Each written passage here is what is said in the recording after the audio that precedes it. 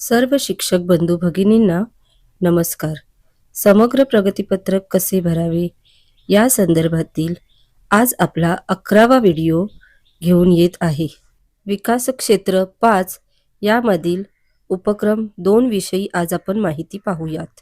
भाग ब विकास क्षेत्र क्रमांक 5 विषय सौंदर्य दृष्टी आणि सांस्कृतिक विकास. यामध्ये आपल्याला अभ्यासक्रमाचे एकच ध्येय दिलेले आहे. बालके दृश्य आणि ललित कलांमध्ये आपली क्षमता आणि संवेदनशीलता विकसित करतात आणि त्यांच्या भावना अर्थपूर्ण आणि आनंददायी मार्गांनी कलेद्वारे व्यक्त करतात. या ध्येयाअंतर्गत असलेल्या क्षमता आपल्याला निश्चित करून दिलेल्या आहेत. सोबत दिलेल्या छायाचित्रात त्या आपल्याला दिसत आहेत. यापैकी मी निवडलेली क्षमता आहे CG 12.3. बालक कलेच्या माध्यमातून स्वतःच्या कल्पना आणि भावना व्यक्त करण्यासाठी सर्जनशीलता व कल्पकतेने काम करतो. मूल्यांकनासाठी घेतलेली कृती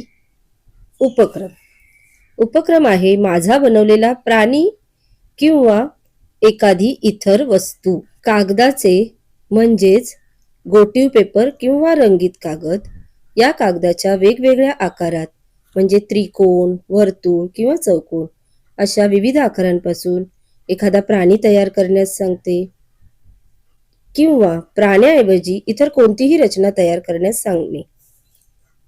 आणि हे करत असताना आपण विद्यार्थ्यांना स्वतः एखाद्या उदाहरणाद्वारे ती कल्पना समजावून सांगायची आहे.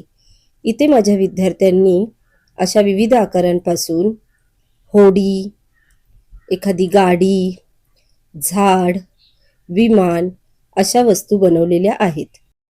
मूल्यांकनासाठीचे प्रश्न. विद्यार्थ्यांकडे जे विविध आकार आहेत त्या आकारांची त्यांना नावे विचारणे. यापासून तू कोणता प्राणी बनवला आहेस किंवा कोणती वस्तू बनवली आहेस आणि त्यानंतर त्याने जे काही बनवलेले आहे त्याविषयी त्याला थोडीशी माहिती विचारणे. आता सर्वात महत्त्वाचा भाग मूल्यांकन निकष संच म्हणजेच रुब्रिक. पहिली क्षमता आहे जाणीव जागृती. कामगिरी स्तर निर्झर अंतर्गत रुब्रिक आहे. शिक्षकांच्या मार्गदर्शनाने आकारांचा वापर करतो. पर्वत अंतर्गत रुब्रिक आहे. स्वतः निवडलेल्या कागदी आकारांचा योग्य वापर करतो. आणि आकाश अंतर्गत रुब्रिक आहे.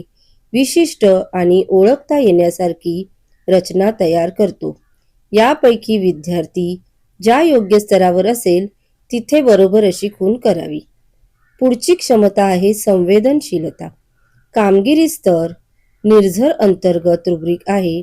सामग्रीचा वापर शिक्षकांच्या सहाय्याने करतो. पर्वत अंतर्गत रुब्रिक आहे. सामग्री काळजीपूर्वक व योग्य प्रमाणात वापरतो. तर आकाश अंतर्गत रुब्रिक आहे. सामग्री अत्यंत नीटनेटके व जपून वापरतो. यापैकी विद्यार्थी ज्या योग्य स्तरावर असेल तिथे बरोबर अशी खूण करावी. आणि तिसरी क्षमता आहे सृजनशीलता. कामगिरी स्तर निर्झर अंतर्गत रुब्रिक आहे. शिक्षकांच्या सूचनेनुसार मर्यादित कल्पना वापरतो. पर्वत अंतर्गत रुब्रिक आहे.